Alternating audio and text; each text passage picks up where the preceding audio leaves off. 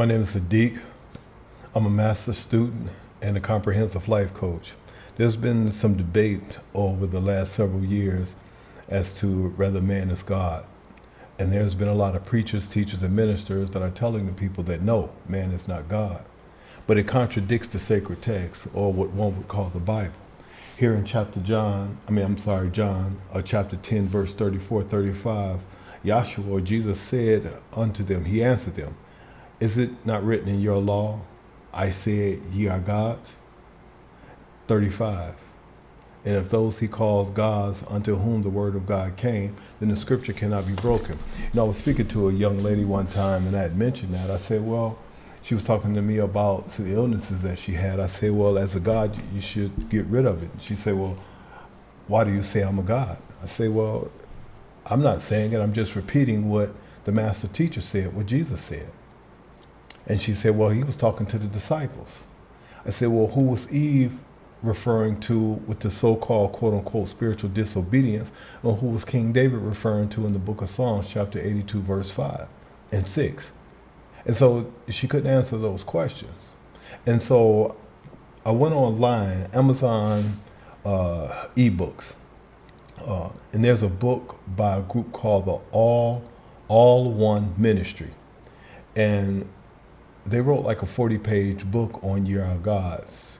And they raised some very interesting facts. They crushed some of the theories, and they fill in some information as to how did we get to this God, how did man, human, get to this God's consciousness.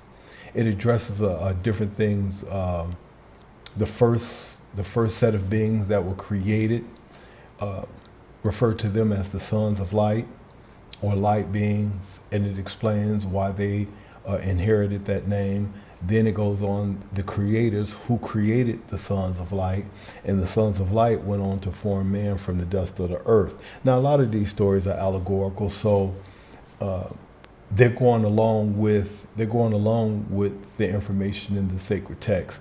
But then they began to elaborate and break down some of the complexities of the language, which is very important. And so what I did was I downloaded and printed off some pages of the book. And again, the group is All One Ministries. And the name of this particular issue, this is actually the first issue, is Ye Are All Gods. And they do a really good job in explaining and raising a lot of theories and explaining that not only man is a God, but man has the same power as the gods.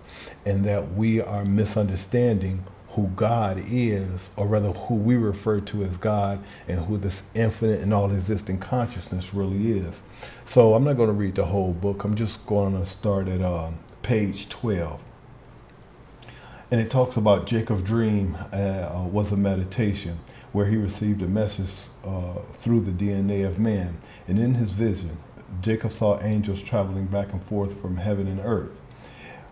Amazing story. However, the language is in detail for the average man to read and understand. In the matter of heaven and earth is the same matter of light and dark. Light can exist in darkness as its own existence.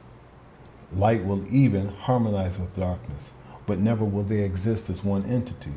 The word angel comes from angle. Angle is two lines intersecting which meet. When a beam of light makes contact with any object, it bounces off the object and creates an angle. Now, angels come in all shapes and sizes. However, most people who witness the angels usually see a light source of some kind. The latter represented the spiritual component of the double helix, or the DNA of man. And the angels were actually energy impressions moving within Jacob's brain and body as he meditated. It is this energy source in man that links man to infinite consciousness. Now, they give a definition of religion. Religion is a supply of information from the past which is bound together. Religion is a set of principles arbitrarily followed by men whom have yet to apply a healthy dose of reasoning and awareness to their spiritual life. You drift through the years unclear of what to look for. Then you reach the end of your life. The final chapter of your story is over, or it isn't. You look forward to heaven, which means the book of your life continues to tell your stories. Many of you believe death is the final curtain call, However, you really don't know for sure. There's been a lot of talk over the years of people dying and returning to life and share their story of seeing God, which means that after death, and they define death as the process of immortality moving away from life. People are still living in order to see a living God or a living light. They view the white light and its illuminating brilliance to be God. What many people experience is what is called hypnagogia, a simulated energy experienced on your journey, which is always brushed off as hallucinations. However, energy is alive. George Berkeley states, if a tree falls in a forest and no man is around to hear it, does it make a sound? And the answer is yes. That carries a sound vibration or a conscious energy which will travel until it is absorbed by something or someone. Either way, the journey of this glorious light is no secret. Anyone can travel the same path and see the same light. I've been there, and I didn't have to die to see Mr. Illuminous. Besides, the light source in our universe is one element of infinite consciousness, not the totality. And these people saw an aspect of infinite consciousness. The light you see and feel will one day cease to be. How, you ask? Because in the end, all will return to that from which it came. Infinite consciousness is not an alternative conditions with godlike powers, such as humans and animals. So how do we get to this place of not knowing who we are?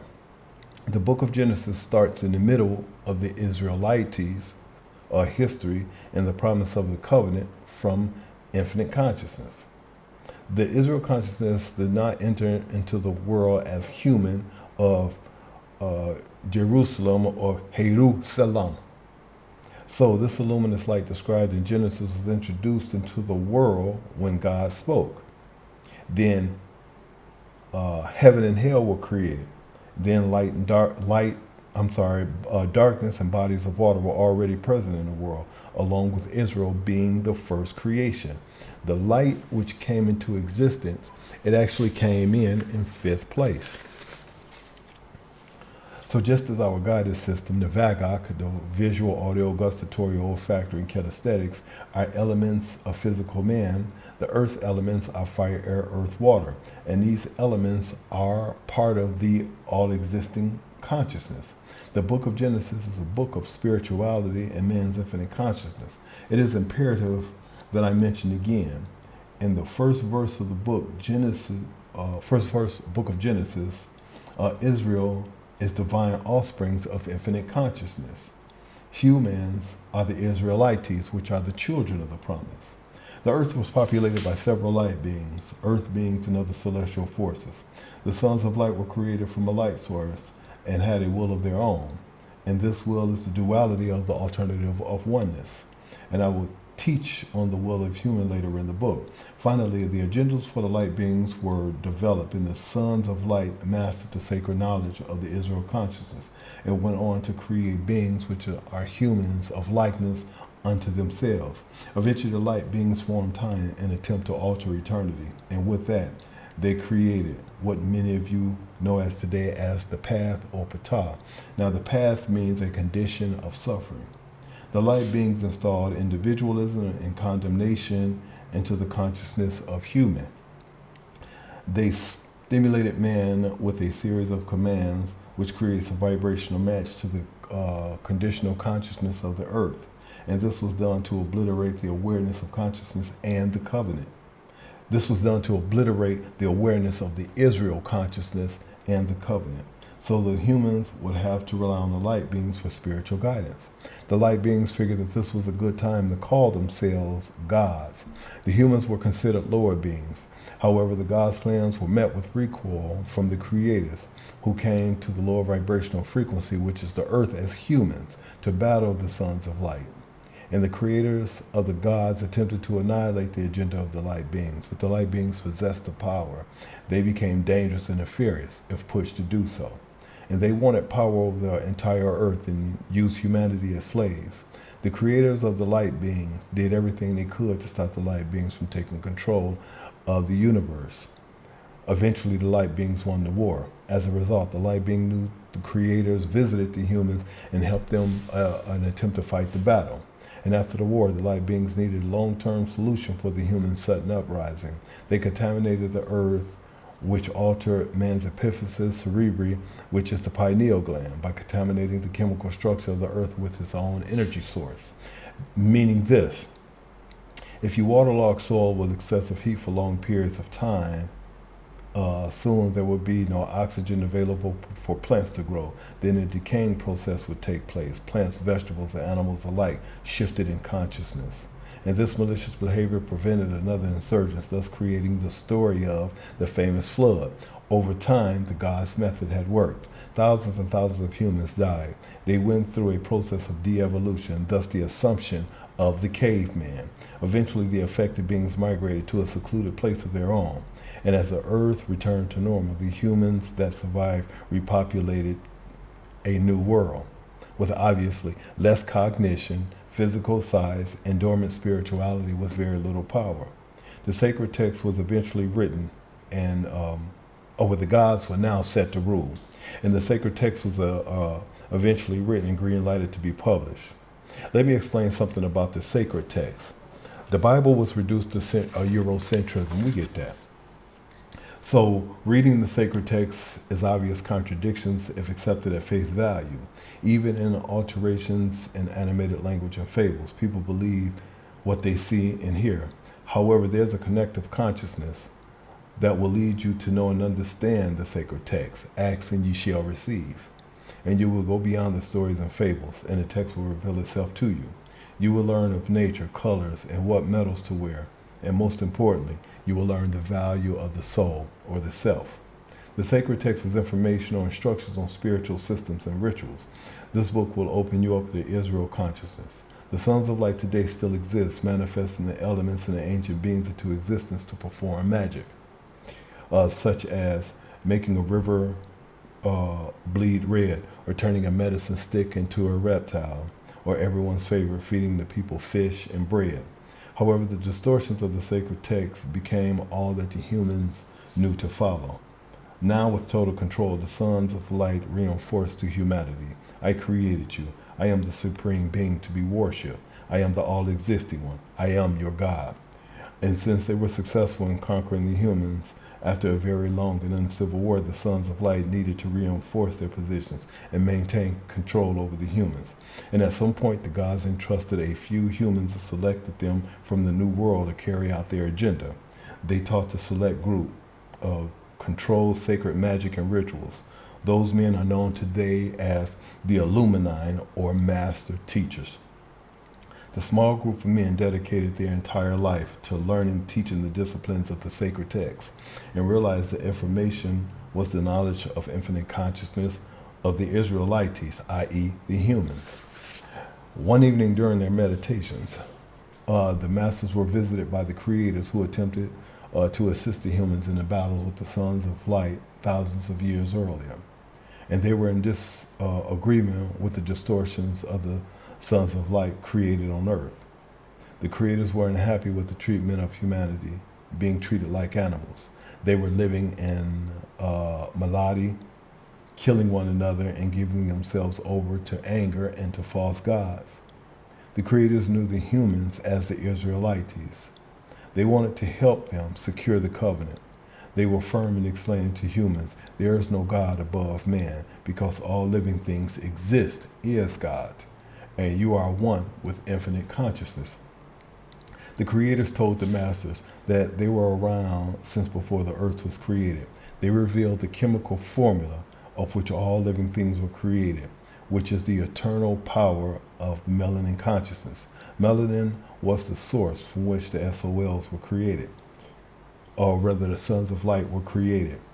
The creators were at odds with the sons of light as they manipulated the humans into believing a false idea of power of heaven and hell. The magic rituals taught to the humans were basic practices of prayers and blood sacrifices. And after hearing the truth, many of the masters were grateful to be chosen. Others saw the teachings of the sons of light as a corruption to the world. And so the creators commanded the masters to reveal the sacred teachings to the public for the sake of the Israelites. The masters followed the commands. This broke the rules of the gods, considered an act of defiance by the organization and impunishable by death. In turn, the remaining groups were forced to either suffer from the sons of light, or enter into a sacred society and become invisible to the public.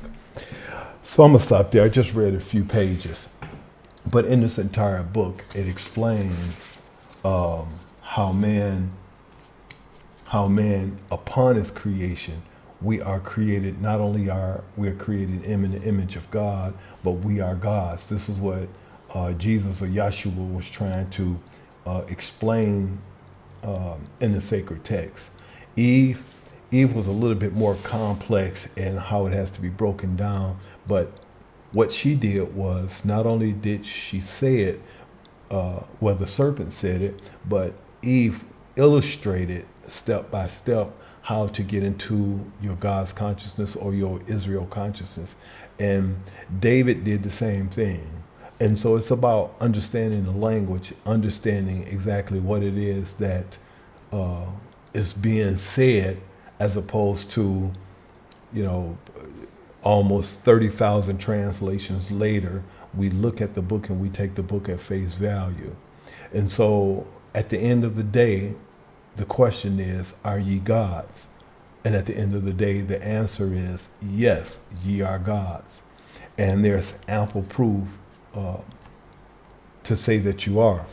Again, this book, I got it on Amazon. It's All One Ministries. And the name of this particular book is Ye Are Gods. You won't be disappointed. They give a lot of definitions that we weren't privy to. I think I gave the definition of death, the process of immortality, moving away from life. And that says within itself, the process of immortality, moving away from life. And so it continues to explain in a lot of definitions, which once you get those definitions, it begins to open up this text a whole lot more. So with that, I'm gonna end this video. I'll have another one coming in a couple of days or so. Peace.